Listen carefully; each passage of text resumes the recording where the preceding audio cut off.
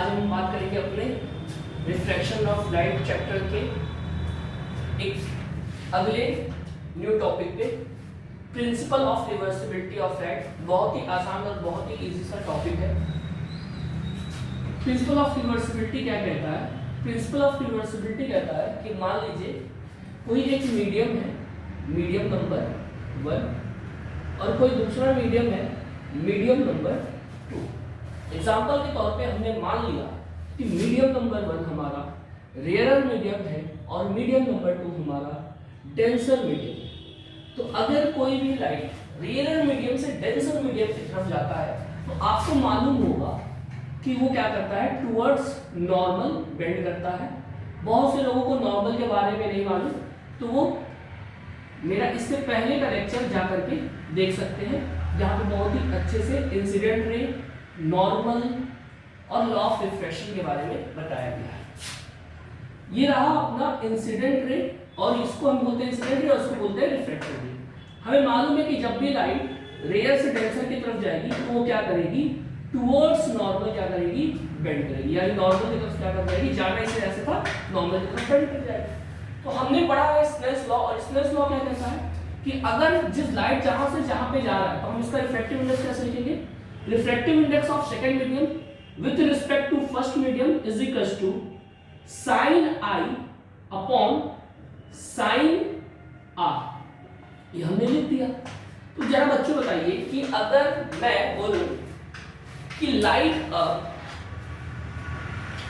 कि ये है हमारा कौन सा इंसिडेंट और ये है हमारा कौन सा रिफ्लेक्टेड। लाइट रेयर से डेंसर के बजाय मीडियम 1 से मीडियम 2 में जो जा रही है, इसके बजाय अगर लाइट इस मीडियम सेकंड से, कौन से मीडियम से, मीडियम नंबर सेकंड से किसमें जाए, मीडियम नंबर फर्स्ट की तरफ जाए, किधर जाए, मीडियम फर्स्ट की तरफ जाए, तो क्या अगर मैं इसे मान लीजिए एग्जांपल के तौर पर मानिए कि जब मैंने एंगल ऑफ इंसिडेंस पहले केस में जब लाइट मीडियम 1 से मीडियम 2 की तरफ जा रही थी, कहां से, मीडियम 1 से मीडियम 2 की तरफ, तो मान लीजिए मैंने एंगल ऑफ इंसिडेंस कितना लिया हुआ था, 30 डिग्री। कितना लिया हुआ था, 30 डिग्री। तो आपको मालूम होगा एंगल आर उससे कुछ कम होगा, एंगल आर कितना हो गया, मान लीजिए 20 डिग्री हो गया। कितना हो गया, 20 डिग्री।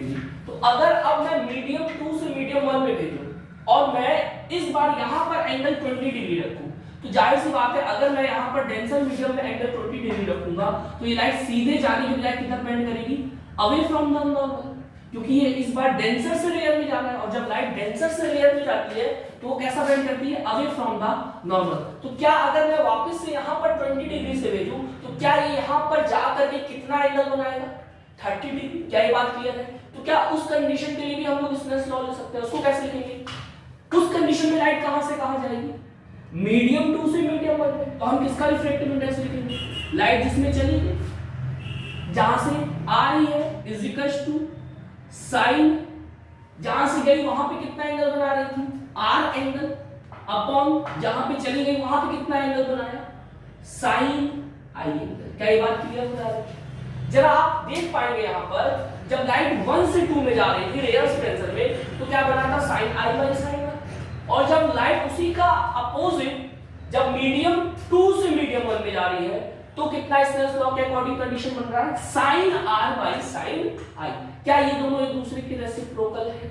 जी हाँ, बिल्कुल है। तो क्या मैं अगर आपसे बोलूं इन दोनों इक्वेशन से क्या मैं इसको ऐसे लिख सकता हूं, refractive index of first medium with refractive index of second medium with respect to first medium is the reciprocal of refractive index of first medium with respect to second medium। तो यहां से प्रिंसिपल ऑफ रिवर्सिबिलिटी से हमें ये condition मिल जाता है। इसको use कैसे करते हैं? यूज करने का एक सिंपल तरीका है। मान लीजिए क्वेश्चन कई बार पूछता है कि रिफ्रैक्टिव इंडेक्स हमें दे रखा है, किसका रिफ्रैक्टिव इंडेक्स दे रखा है, रिफ्रैक्टिव इंडेक्स हमें दे रखा है, refractive index of glass with respect to water is 1.4। पूछ रहा है refractive index of water with respect to glass बताइए। तो कुछ नहीं करना है, हमें मालूम है कि अगर ग्लास के रिस्पेक्ट में वाटर के रिस्पेक्ट में ग्लास का रिफ्रैक्टिव इंडेक्स 1.4 है, तो refractive index of water with respect to glass क्या हो जाएगा, इसका जस्ट रेसिप्रोकल। इसका क्या हो जाएगा, जस्ट रेसिप्रोकल। तो अगर इसका जस्ट रेसिप्रोकल हो जाएगा तो क्या हम ऐसा लिख सकते हैं, क्या refractive index of water with respect to glass is equals to 1 upon refractive index of glass with respect to water कितना है 1.4। तो सॉल्व करने पर ये आ जाएगा 10/14 यानी कि 5/7। क्या ये बात क्लियर है? इस तरीके से हम लोग इसे क्वेश्चन में बड़े आसानी से यूज कर सकते हैं। उतारिए। अब हम बात करते हैं बच्चों refraction of light through glass slab के बारे में। हमको डिफरेंट तरह के ट्रांसपेरेंट मीडियम से रिफ्रैक्शन पढ़ना है, जैसे एक ग्लास स्लैब पढ़ना है और दूसरा हमें पढ़ना है रिफ्रैक्शन थ्रू प्रिज्म। तो अभी हम पढ़ रहे हैं refraction of light through glass slab. अच्छा देखिए, ग्लास स्लैब ये हमारा रहा ग्लास स्लैब, आपको दिख रहा होगा। जो लाइट यहाँ पर हमने रखा हुआ है ऑब्जेक्ट, क्या रखा हुआ है ऑब्जेक्ट। अगर प्रैक्टिकल करते हैं तो हम वहां पे क्या रखते हैं पिन रख देते हैं, ठीक। ग्लास स्लैब के उस साइड में हम क्या रख देते हैं, कोई ऑब्जेक्ट या पिन रख देते हैं। उस ऑब्जेक्ट से क्या निकल के आ रही होगी, इंसिडेंट रे, आपको मालूम है। उस ऑब्जेक्ट से जैसे ही इंसिडेंट रे आएगी, अब ये कैसा मीडियम हुआ, मान लीजिए ये हमारा एयर है, तो एयर कैसा मीडियम होगा, रेयर होगा। और ये जिस मीडियम में जा रही है वो कैसा मीडियम है, ये ग्लास है, तो ग्लास कैसा मीडियम होगा, डेंसर मीडियम होगा। तो हमें पता है कि जब लाइट रेयर से डेंसर में जाती है तो इसको जाना ऐसे चाहिए था, पर जाएगा कैसे, टुवर्ड्स नॉर्मल बेंड करके। तो लाइट यहाँ पे कर गई टुवर्ड्स नॉर्मल बेंड करके। अच्छा, अब जैसे ही बेंड की इस पहले सरफेस पे, ये है अपना सरफेस नंबर 1 और ये है सरफेस नंबर 2। सरफेस नंबर 1 पे क्या हो रहा है, सरफेस नंबर 1 पर लाइट रेयर से डेंसर में जा रही है, इसलिए लाइट जो ऑब्जेक्ट से निकल रहा है वो किधर बेंड कर गया, टुवर्ड्स नॉर्मल बेंड कर गया बच्चों। किधर बेंड कर गया, टुवर्ड्स नॉर्मल। अब जैसे ही लाइट ग्लास से जाते हुए अब किधर जा रही है, वापस से बाहर निकल रही है, ग्लास स्लैब से वापस कहां निकल रही है, बाहर निकल रही है। तो बाहर वापस से कौन सा मीडियम होगा, अपना रेयर मीडियम होगा। और जैसे ही ये बाहर रेयर मीडियम में जाएगी, बाहर जैसे ही किस में जाएगी, रेयर मीडियम में जाएगी, तो अब लाइट डेंसर से किस में जा रही है, रेयर मीडियम में। तो अगर लाइट डेंसर से रेयर मीडियम में जाएगी तो किधर बेंड करेगी, इसको जाना कैसे चाहिए था, कुछ ऐसा। इस लाइट को जाना कैसे चाहिए था, कुछ ऐसा, पर ये किधर बेंड कर जाएगी, अवे फ्रॉम द नॉर्मल। कैसा बेंड कर जाएगी, अवे फ्रॉम द नॉर्मल। तो हम देख पाएंगे कि एक्चुअल में, अगर हम देख पाएंगे एक्चुअल में इंसिडेंट रे को जाना कैसे चाहिए था, एक्चुअल में इंसिडेंट रे को जाना चाहिए था कुछ ऐसा। अगर ये ग्लास स्लैब नहीं होता तो एक्चुअल में इंसिडेंट रे जाता कुछ ऐसा, पर ग्लास स्लैब से पास होते वक्त इसमें कितना बार रिफ्रैक्शन हुआ, 2 बार। एक बार इस पॉइंट पर और एक बार इस पॉइंट पर। 2 बार रिफ्रैक्शन होने की वजह से लाइट कहां से निकल के आ रही है, इधर से निकल के आ रही है। अच्छा, इस रे को तो हमने बोल दिया इंसिडेंट रे। इस रे को हम क्या बोलते हैं, जो पहले बार रिफ्रैक्शन होकर के जाता है, इसको हम बोलते हैं रिफ्लेक्टेड रे। और ये जो एक्चुअल में फाइनली जो रे बाहर निकल रही है ग्लास स्लैब से, इसको हम बोलते हैं बच्चों इमर्जेंट रे। क्या बोलते हैं इसको, हम इमर्जेंट रे बोलते हैं। लास्ट में हम जिस रे को देखते हैं अपने आंखों से, वही क्या होता है हमारा इमर्जेंट रे। तो क्या बताइए, अगर ग्लास स्लैब को रख करके और यहाँ पे पिन या ऑब्जेक्ट को रख करके अगर हम यहाँ से देखें, जहां से हमें देखना चाहिए था, तो क्या हमें ये ऑब्जेक्ट दिखाई देगा, बिल्कुल नहीं दिखाई देगा। हमें कहां से देखना पड़ेगा, यहां से देखना पड़ेगा। यानी ऑब्जेक्ट जो यहां दिखाई देना चाहिए था, अब हमें कहां से दिखाई दे रहा है, यहां से दिखाई दे रहा है। यानी ये क्यों हो रहा है, this all happened due to refraction of light. Glass slab में कितनी बार रिफ्रैक्शन हुई, 2 बार रिफ्रैक्शन हुई। जब रेयर से डेंसर में आया टुवर्ड्स नॉर्मल बेंड गया, और जब वापस से डेंसर से रेयर में गया तो away from the normal bend गया। इसे बोलते हैं इंसिडेंट रे, इसे बोलते हैं रिफ्रैक्टेड रे, और जो फाइनली जो बाहर रे ऑफ लाइट आ रही है उसे हम बोलते हैं इमर्जेंट रे। क्या ये बात क्लियर हो रहा है? अच्छा, इसको हमने बोल दिया एंगल ऑफ इंसिडेंस। मान लीजिए जब हमने ग्लास स्लैब से रिफ्रैक्शन कराया तो यहाँ पे कुछ एंगल ऑफ इंसिडेंस आई हुआ और यहाँ पर एंगल ऑफ रिफ्रैक्शन आर हुआ। तो क्या अगर यहाँ पे एंगल आर है तो क्या यहाँ पर भी बच्चों एंगल आर होगा? हमें मालूम है कि अगर कोई 2 पैरेलल लाइन हो, अगर कोई क्या हो, 2 पैरेलल लाइन हो, अगर इधर एंगल कितना बन रहा हो बच्चों, आर बन रहा हो, तो इधर भी एंगल कितना बनता है बच्चों, आर बनता है। क्या ये बात क्लियर है? क्या ये बात क्लियर है बच्चों? तो अगर यहाँ पे एंगल आर बनेगा तो यहाँ पर भी कितना एंगल बनेगा, आर बनेगा। अच्छा, जब लाइट रेयर से भी इस एयर मीडियम से ग्लास में जा रही थी तो आई से आर बन गया। तो क्या according to principle of reversibility वापस से अगर डेंसर से रेयर में जाएगा तो आर से आई बनना चाहिए पक्का। मान लिया 30 डिग्री है और एंगल ऑफ रिफ्रैक्शन होकर के 20 डिग्री हो गया, तो यहाँ पर भी 20 डिग्री होगा बाय मैथमेटिक्स। तो अगर ये एंगल 20 डिग्री होगा तो क्या अगर 30 से 20 एंगल बना तो क्या वापस से 20 से एंगल कितना बनेगा, 30 degree according to principle of reversibility. तो क्या हम बोल सकते हैं इस कंडीशन में रेक्टेंगुलर ग्लास स्लैब में अगर हम बात करें तो क्या हम ये बात बोल सकते हैं कि एंगल आई और एंगल ई क्या रहने वाला है, बराबर रहने वाला है। दूसरी बात, एंगल आई और एंगल ई से इंसिडेंट रे और इमर्जेंट रे से एंगल आर हमेशा ही क्या रहने वाला है, कम रहने वाला है।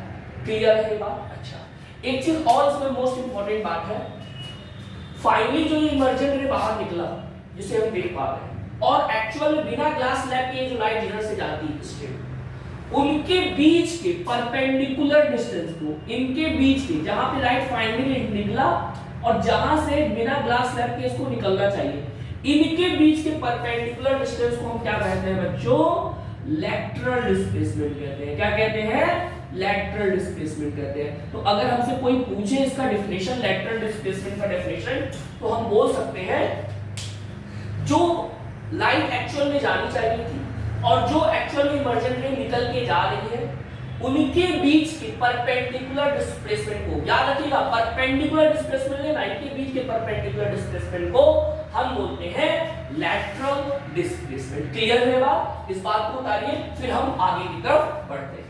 अच्छा, आपसे पूछेगा क्लास में स्पीड क्या कम हो जाएगी? बिल्कुल कम हो जाएगी, कोई दिक्कत की बात नहीं है। अच्छा, रिफ्रैक्टिव इंडेक्स किसका इसमें से, इन तीनों में से किसका सबसे ज्यादा होगा? बिल्कुल ग्लास का होगा भैया, क्योंकि एयर जो है रेयर मीडियम है और ग्लास कैसे मीडियम है?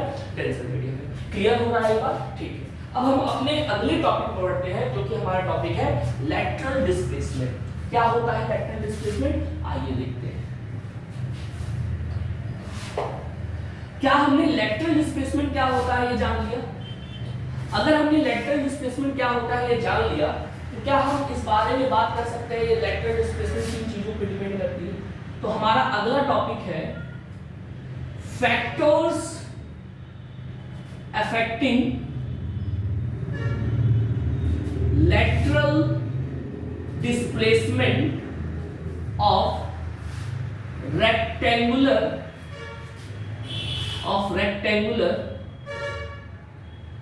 glass slab।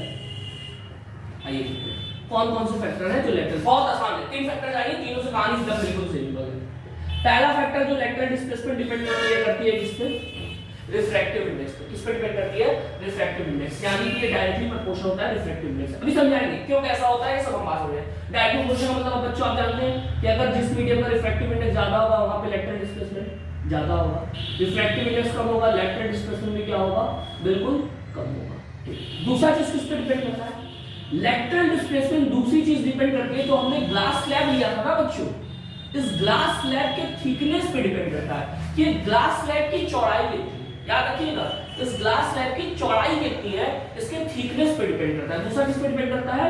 थिकनेस पे। कैसा डिपेंड करता है? ये डायरेक्टली डिपेंड करता है। इसका मतलब थिकनेस ज्यादा होगी तो लैटरल डिस्प्लेसमेंट ज्यादा, थिकनेस कम होगी तो लैटरल डिस्प्लेसमेंट क्या होगी? कम होगी।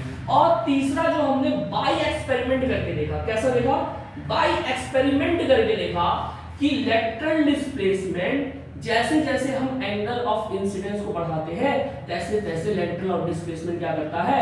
बढ़ता है। लेकिन जैसे जैसे हम एंगल ऑफ इंसिडेंस को क्या करते हैं? घटाते हैं, तो लैटरल डिस्प्लेसमेंट भी क्या कर जाता है? घट जाता है।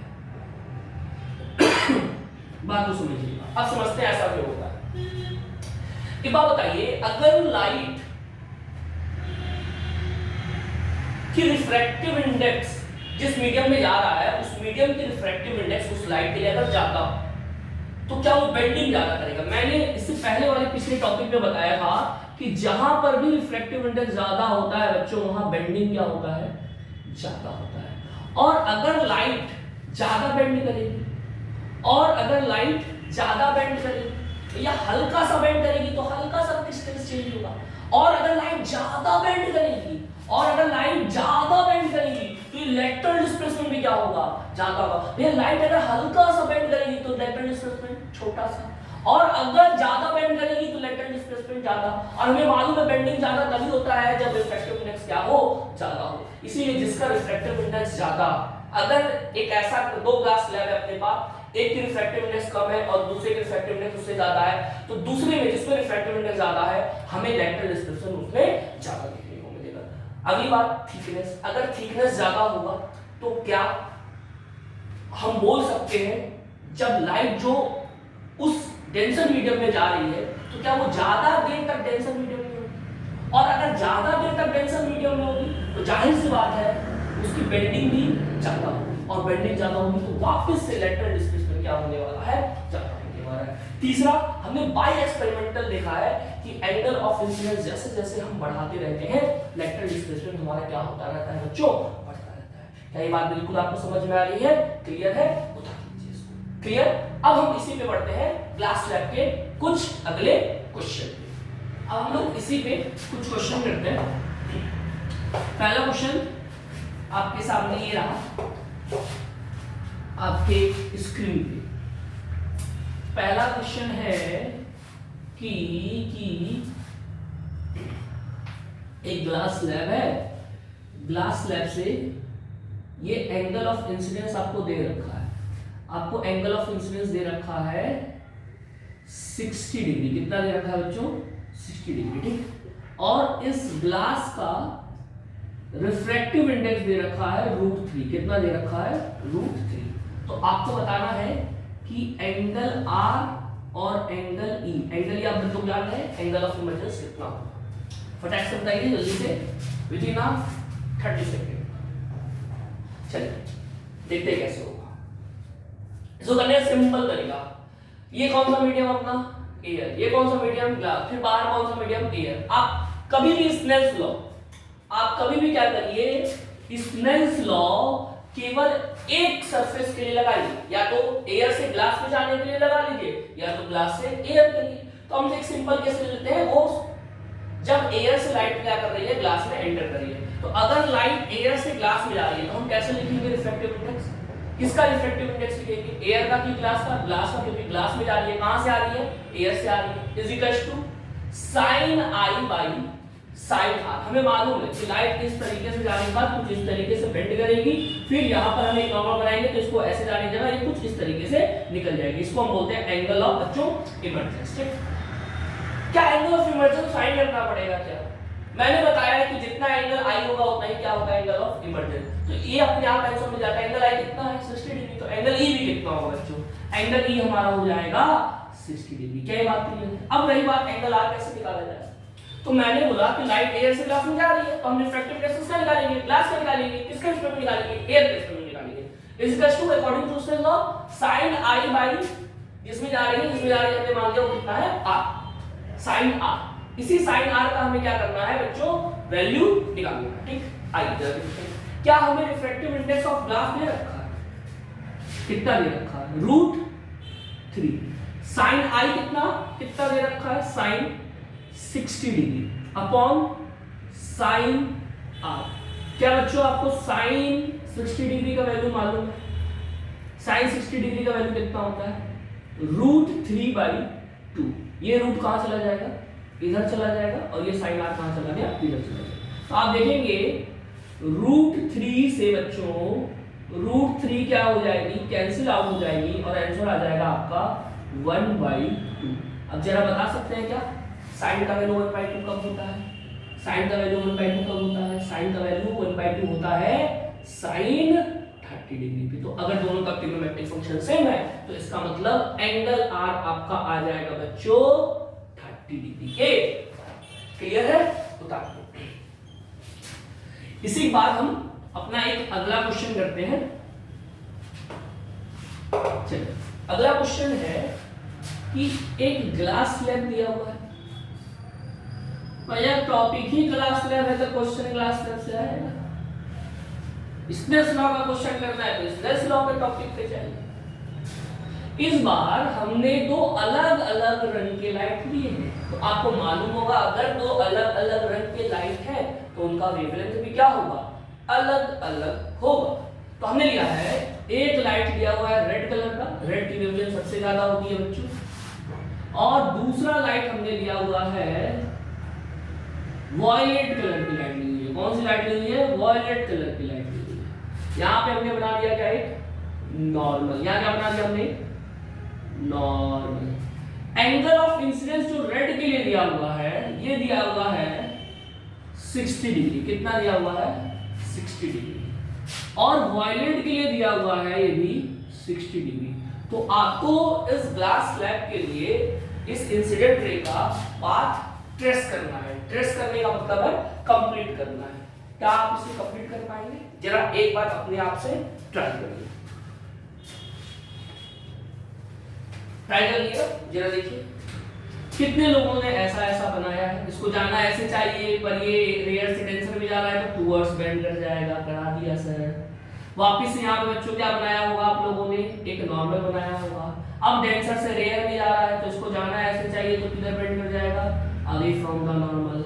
सर ने बोला था कि अगर एंगल आई 60 डिग्री हो तो यहाँ पर इमर्जेंस भी कितना होगा, 60 डिग्री होगा, कोई दिक्कत की बात नहीं है। अगर हम वॉयलेट कलर को ले तो वॉयलेट कलर के लिए भी क्या इसको जाना ऐसे चाहिए पर ये किधर बेंड कर जाएगा, इधर की तरफ, बिल्कुल। क्या वापस से हमें यहाँ पे एक नॉर्मल बनाना पड़ेगा, बिल्कुल। क्या अगर यहाँ पे एंगल आई 60 डिग्री है तो एंगल ऑफ इमर्जेंस भी कितना होगा बच्चों, 60 डिग्री होगा। क्या होगा, 60 डिग्री होगा। क्या ये बात क्लियर है? अब आपने ये क्वेश्चन कर लिया पर मेरा क्वेश्चन यहाँ पे ये है कि आई और ई तो दोनों के लिए बराबर हो गया 60 डिग्री, तो क्या यहाँ पर जो एंगल R1 मान लिया, चलिए R1 होगा तो ये भी कितना होगा, R1 होगा, और ये मान लीजिए कुछ एंगल हो, इसको हमने मान लिया R2। क्या R1 और R2 दोनों आपस में इक्वल होंगे? बिल्कुल सर होंगे, काहे नहीं होंगे। बहुत लोग सोच रहे हो सर 60 से 60 यहाँ पे इमर्जेंस बन गया, स्नेल्स लॉ लगाएंगे, रिफ्रैक्टिव इंडेक्स तो ग्लास का होगा ही होगा, 60 में जितना यहाँ पर R1 बना रहा होगा उतना ही 60 में यहाँ पर भी R1 होगा। बिल्कुल नहीं बच्चों। क्या हमने पढ़ा हुआ है refractive index of the medium depend करता है वेवलेंथ ऑफ लाइट पर। तो क्या हम ऐसा बोल सकते हैं रेड का वेवलेंथ ज्यादा होगा और वायलेट का वेवलेंथ कम होगा? और अगर रेड का वेवलेंथ ज्यादा होगा तो रिफ्रैक्टिव इंडेक्स रेड की कैसी होगी भैया, जल्दी से बताइए। रिफ्रैक्टिव इंडेक्स रेड की क्या हो जाएगी, कम हो जाएगी। पक्का ये बात क्लियर है? और वायलेट की रिफ्रैक्टिव इंडेक्स क्या हो जाएगी, ज्यादा होगी। यानी हमारा मटेरियल मीडियम वही है ग्लास, पर रेड के लिए इसकी रिफ्रैक्टिव इंडेक्स कम होगी और वायलेट कलर के लिए इसी मीडियम की रिफ्रैक्टिव इंडेक्स उससे ज्यादा होगी, जिसकी वजह से इसका R1 अलग होगा और इसका R2 अलग होगा। इस बात को याद रखिएगा। हाँ, अगर एंगल ऑफ इंसिडेंस दोनों कलर के लिए सेम है तो E भी दोनों का सेम आएगा और लास्ट में दोनों लाइट पैरेलल हो जाएंगे, पर दोनों का एंगल R अलग अलग होगा। यहाँ जो R1 होगा यहाँ तो R1 होगा, पर ये R1 और ये R2 आपस में इक्वल नहीं होंगे। क्या ये बात क्लियर हो रहा है? उत्तर